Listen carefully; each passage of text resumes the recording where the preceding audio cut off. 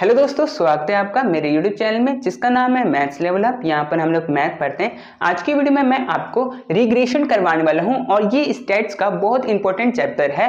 आपके एग्जाम में इससे क्वेश्चन आता ही आता है, तो इसीलिए आप इसको अच्छी तरह से समझिए ताकि आपके एग्जाम में अगर क्वेश्चन आए तो आप इसको इजिली सॉल्व कर पाए। ठीक है, और बहुत ईजी है, सब कुछ गिवन रहता है, बस आपको फॉर्मूला में पुट करके और सॉल्व करना होता है। ठीक है, चलिए तो देखते हैं इसको कि कैसे इसको सॉल्व करना है। तो सबसे पहले हम लोग फॉर्मूला देखेंगे कि इसमें दो फॉर्मूला है और दो फॉर्मूला कैसा है। ये फर्स्ट फॉर्मूला और ये सेकंड फॉर्मूला। ठीक है, अब इसको यूज कैसे करना है।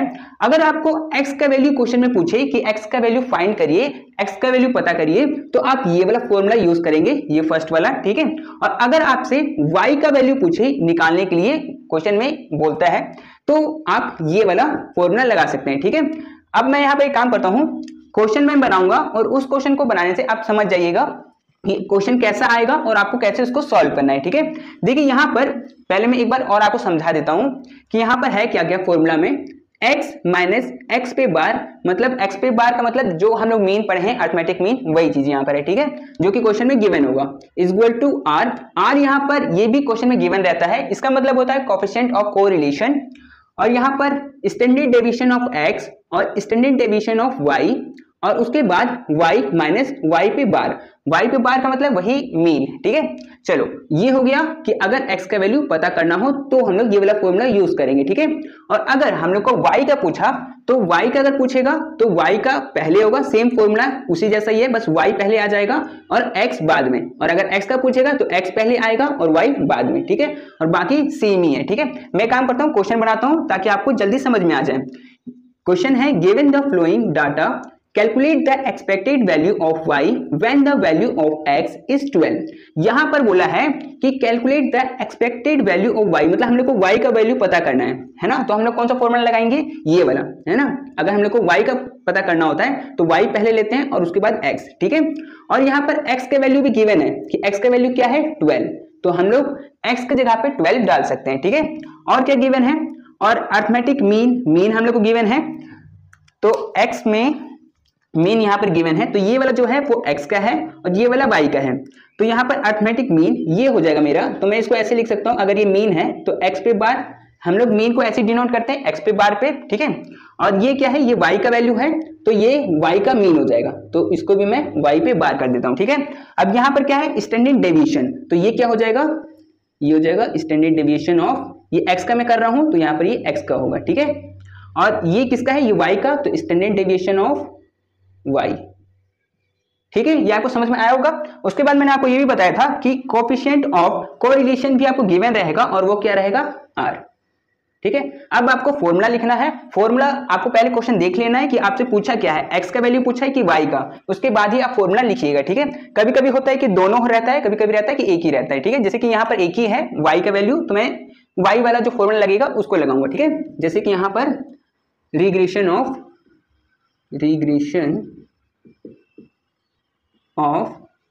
y on x।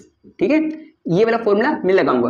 ये वाला फॉर्मूला क्या है, अगर मैं y का वैल्यू निकाल रहा हूं तो y पहले लूंगा, मतलब y माइनस y पे bar is equal to r standard deviation of. अब देखिए y का निकाल रहा हूं ना, इसीलिए y ऊपर रहेगा, और जब मैं x का निकालूंगा तो x ऊपर रहेगा। ठीक है, तो मैं यहाँ पर y लिखूंगा और नीचे में स्टैंडर्ड डेविएशन ऑफ x। ठीक है, और यहाँ पर क्या, मैंने इस तरफ y ले चुका है तो इस तरफ क्या बचेगा, x, तो यहाँ पर x माइनस x पे बार। ठीक है, अब इसको जो भी हम लोग यहाँ पर जो गिवन था ये वाला चीज यहाँ पर हम लोग लिखेंगे। ठीक है, जैसे कि y का वैल्यू तो हम लोग को नहीं पता था और y का वैल्यू ही निकालना है, इसीलिए मैं यहाँ पर क्या करूंगा, y माइनस y पे बार, ये वाला चीज गिवन है, ये यहाँ पर गिवन है 15, तो मैं यहाँ पर 15 लिखूंगा। ठीक है, इज इक्वल टू r भी गिवन है, r कितना गिवन है, 0.99, तो मैं यहाँ पर लिखूंगा 0.99, और ये इसके साथ में मल्टीप्लाई में है। ठीक है, तो मैं यहाँ पर मल्टीप्लाई का साइन दे देता हूँ, ये मल्टीप्लाई का साइन है, इसको x में समझिएगा। ठीक है, और यहाँ पर क्या है, स्टैंडर्ड डेविएशन ऑफ y, ये भी गिवन है, ये कितना है 3, और स्टैंडर्ड डेविएशन ऑफ x ये कितना है, ये है 3, सॉरी ये है 4। ठीक है, तो मैं यहाँ पर 4 लिख लेता हूँ। ठीक है, उसके बाद x का वैल्यू तो मुझे नहीं पता है, अच्छा एक सेकंड गिवन था ना, हाँ यहाँ पर x इज 12, x का वैल्यू 12 है, तो मैं यहाँ पर 12 लिख लेता हूँ, और माइनस x पे बार ये रहा है ना, तो ये कितना है 8, तो यहाँ पर 8। देखिए सब का वैल्यू मैंने बैठा दिया है, अब क्या मुझे y का वैल्यू निकालना है, तो मैं इसको सॉल्व करूंगा। तो चलिए सॉल्व करते हैं इसको।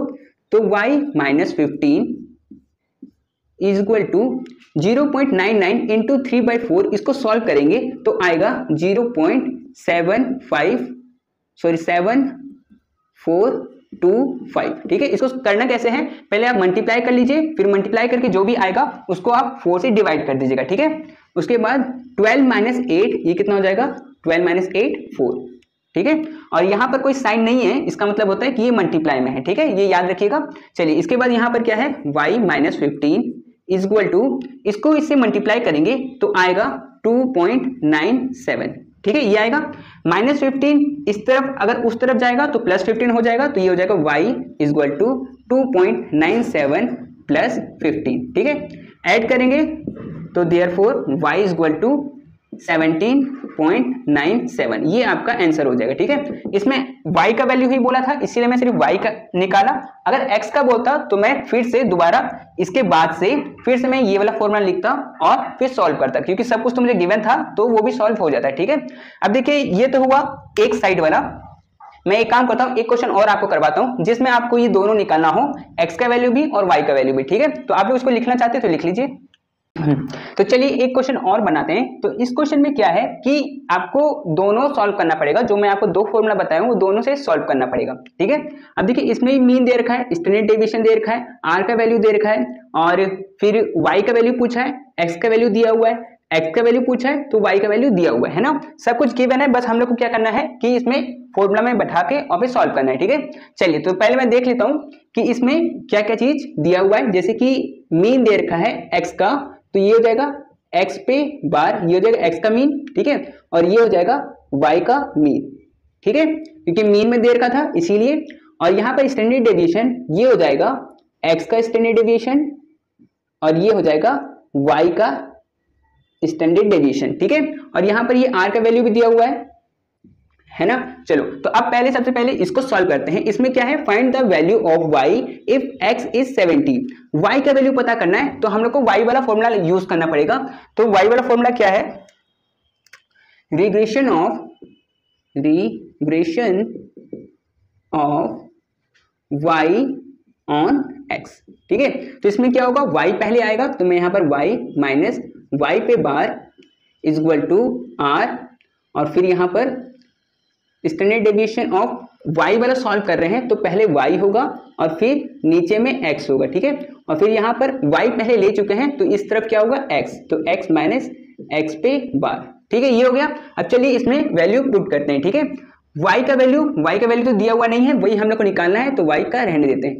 y पर बार तो ये तो है, ये है 100, तो मैं यहाँ पर 100 लिख देता हूँ इज इक्वल टू, r का वैल्यू दिया हुआ है, r का वैल्यू है 0.8, तो मैं यहाँ पर 0.8 इंटू, और स्टैंडर्ड डेविएशन ऑफ y दे रखा है 20, तो मैं यहाँ पर 20 लूंगा, और स्टैंडर्ड डेविएशन ऑफ x का कितना है, x का है 14, तो मैं यहाँ पर 14 लूंगा। ठीक है, और यहाँ पर अंदर में x का वैल्यू हाँ दिया हुआ है, x इज 70, तो मैं यहाँ पर 70 लूंगा, और माइनस x पे बार कितना है 18, तो मैं यहाँ पर 18 लूंगा। ठीक है, तो अब यहाँ पर हम लोग y माइनस 100 और इसको सॉल्व करेंगे 0.8 इंटू 20/14, तो आएगा 1.143, और इंटू 70 माइनस 18 करेंगे तो ये आएगा 52।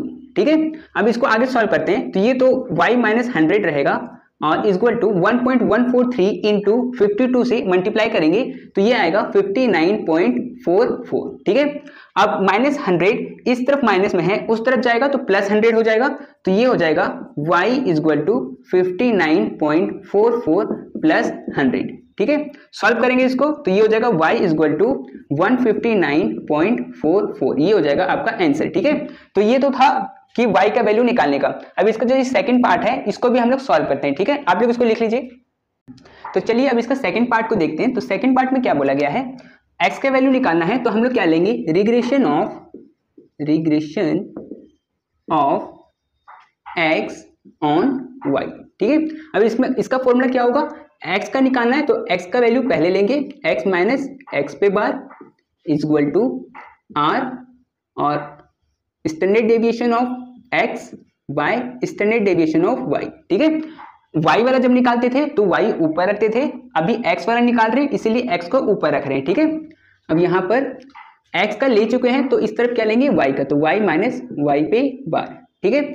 अब इसका सॉल्व करेंगे इसको भी, चलो।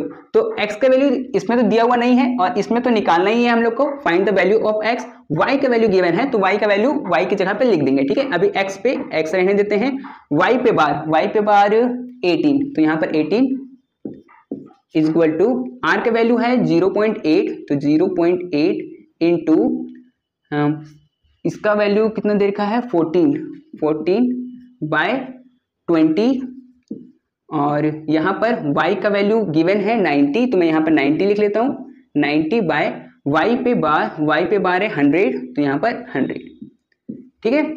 चलो अब इसको सॉल्व करते हैं, तो ये तो सेम ऐसे ही रहेगा x माइनस 18, और इस तरफ इसको सॉल्व करेंगे 0.8 इंटू 14 बाय 20, तो ये आएगा 0.56, और इंटू 90 को 100 से माइनस करेंगे तो -10 बचेगा, ठीक है। प्लस माइनस माइनस और साइन बड़ा का, तो 100 में से 90 गया तो 10, और 100 बड़ा था इसीलिए इसका साइन क्या था, माइनस में था तो माइनस में लग गया, ठीक है। चलो आगे इसको सॉल्व करते हैं, तो यहाँ पर x minus 18 is equal to, इसको सॉल्व करेंगे तो मल्टीप्लाई होगा तो ये माइनस में ही आंसर आएगा, और जो ये डेसिमल है वो एक बार आगे चला जाएगा क्योंकि यहाँ पर 10 है तो ये हो जाएगा 5.6, ठीक है। अब -18 इस तरफ माइनस में है, उस तरफ जाएगा तो प्लस में हो जाएगा, तो ये हो जाएगा x is equal to -5.6 plus 18, ठीक है। इसको सॉल्व करेंगे तो x का वैल्यू आएगा 12.4, ठीक है, और वो भी प्लस में आएगा क्योंकि प्लस वाला बड़ा है, तो ये इसका आंसर हो जाएगा, ठीक है। तो आपको इस समझ में आया होगा कि रिग्रेशन के क्वेश्चन को कैसे सॉल्व करते हैं, तो आप भी यही क्वेश्चन को बना के प्रैक्टिस करिए, अगर एग्जाम में क्वेश्चन आता है तो आप ऐसे बना सकते हैं, ठीक है। इजी है, बस 2 फॉर्मूला है उसको बस आपको याद रखना है, और बाकी सब तो आपको गिवन रहता है ये क्वेश्चन में, ठीक है। तो ठीक है, इस वीडियो के लिए सिर्फ इतना ही, मिलते हैं हम लोग आने वाली नेक्स्ट वीडियो में, ठीक है।